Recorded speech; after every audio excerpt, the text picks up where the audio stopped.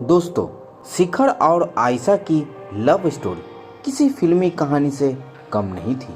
तलाकशुदा 2 बच्चों की मां आयशा से धवन को प्यार हो गया था और उन्होंने हर संभव कोशिश करके अपने परिवार को शादी के लिए मना लिया, मगर उनकी शादी 8 साल ही चल पाई और दोनों अलग हो गए। दोस्तों, शिखर धवन और आयशा की लव स्टोरी फेसबुक से शुरू हुई। असल में आयशा हरभजन सिंह की फेसबुक फ्रेंड थी।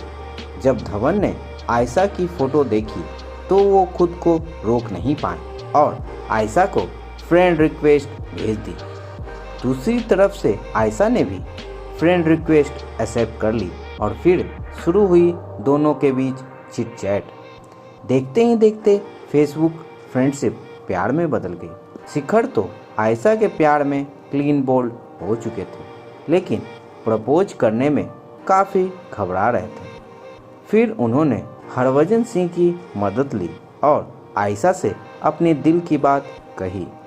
चलिए दोस्तों, अब जान लेते हैं कि कौन है आयशा। दोस्तों, आयशा के पिता भारतीय थे और माँ ब्रिटिश मूल की थी। आयशा का जन्म हिंदुस्तान में हुआ था। आयशा 8 साल की उम्र से ही ऑस्ट्रेलिया में रही है। स्पोर्ट्स से उन्हें काफ़ी लगाव था और खुद भी बॉक्सर रह चुकी है। आयशा की पहली शादी ऑस्ट्रेलिया के बिजनेसमैन से हुई थी, लेकिन बाद में दोनों का तलाक हो गया। आयशा और उनके पहले पति की 2 बेटियां हैं, जिनका नाम रेया और आलिया है। दोस्तों, कहते हैं ना, जब प्यार होता है तो उम्र की सीमा नज़र नहीं आती है। ऐसा ही कुछ शिखर धवन के साथ भी हुआ। आयशा और धवन की उम्र में 10 साल का फासला था और आयशा तलाकशुदा भी थी, मगर इन सब बातों से धवन को कोई फ़र्क नहीं पड़ा और उन्होंने आयशा से शादी करने का मन बना लिया। 10 साल बड़ी और तलाकशुदा आयशा के साथ शादी करने के लिए अपने घर वालों को मनाना शिखर के लिए आसान नहीं था। उनके पिता दोनों की शादी के सख्त खिलाफ थे, लेकिन मां को कुछ खास दिक्कत नहीं थी। कुछ वक्त ना करने के बाद परिवार शादी के लिए राजी हो गया था। साल 2009 में ही धवन और आयशा ने सगाई कर ली थी और 2012 वो साल था जब इस कपल ने शादी के 7 फेरे लिए थे। वहीं शादी के करीब 2 साल बाद आयशा और धवन का एक बेटा हुआ, जिसका नाम उन्होंने जोरावर रखा।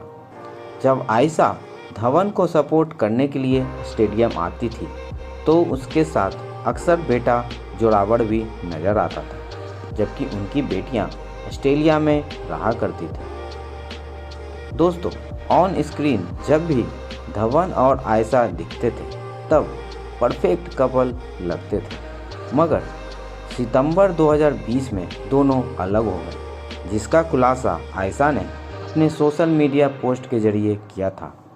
यहाँ तक कि दोनों ने एक दूसरे को अनफॉलो भी कर दिया था। वहीं फिलहाल दोनों के तलाक का मामला कोर्ट में चल रहा है। इसी मामले में कोर्ट ने टिप्पणी भी की है। चलिए आइए जानते हैं कि आखिर कोर्ट ने क्या कहा है। दोस्तों, दिल्ली के एक फैमिली कोर्ट ने 4 अक्टूबर को क्रिकेटर शिखर धवन को आयशा मुखर्जी से तलाक की मंजूरी दे दी। कोर्ट ने माना कि आयशा ने शिखर के साथ मानसिक क्रूरता की। कोर्ट ने तलाक याचिका में धवन के आरोपों को इस आधार पर मंजूरी दी कि आयशा ने या तो इसका विरोध नहीं किया या फिर वे खुद का बचाव करने में विफल रही। जज हरीश कुमार ने माना कि आयशा ने धवन को बेटे से 1 साल तक दूर रखकर उन्हें मानसिक यातना झेलने को मजबूर किया। हालांकि कोर्ट ने बेटे की स्थायी कस्टडी पर फैसला नहीं दिया। धवन भारत और ऑस्ट्रेलिया में बेटे के साथ जरूरी वक्त बिता सकते हैं, उससे वीडियो कॉल पर भी बात कर सकते हैं। कोर्ट ने कहा, याचिकाकर्ता फेमस इंटरनेशनल खिलाड़ी और देश के लिए गौरव है। अगर वो भारत सरकार से मदद मांगे तो ऑस्ट्रेलिया सरकार से बेटे की कस्टडी या मुलाकात के अधिकार पर मदद की कोशिश की जानी चाहिए। धवन की याचिका के मुताबिक आयशा ने पहले उसके साथ भारत आकर रहने की बात कही थी।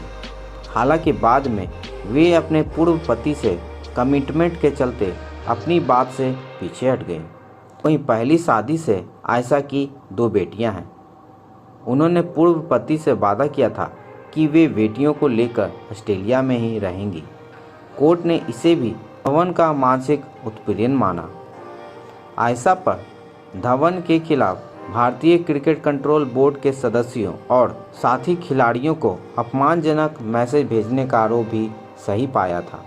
हालांकि आयशा ने दावा किया था कि उन्होंने महज 3 लोगों को ऐसे मैसेज भेजे थे, लेकिन कोर्ट ने इसे मानने से इनकार कर दिया।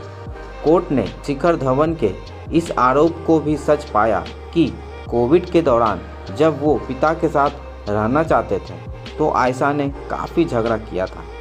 आयशा के खिलाफ यह भी आरोप सच पाया गया कि वो जब बेटे को लेकर भारत रहने आई तो धवन को मजबूर किया कि उनकी 2 बेटियों को महीने का खर्च भेजें।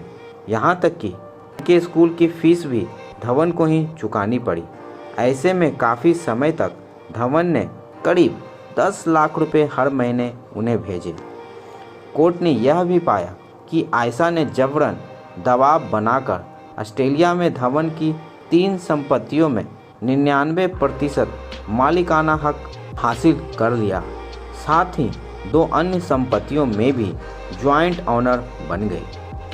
आपका इस खबर पे क्या कहना है? कमेंट जरूर करें।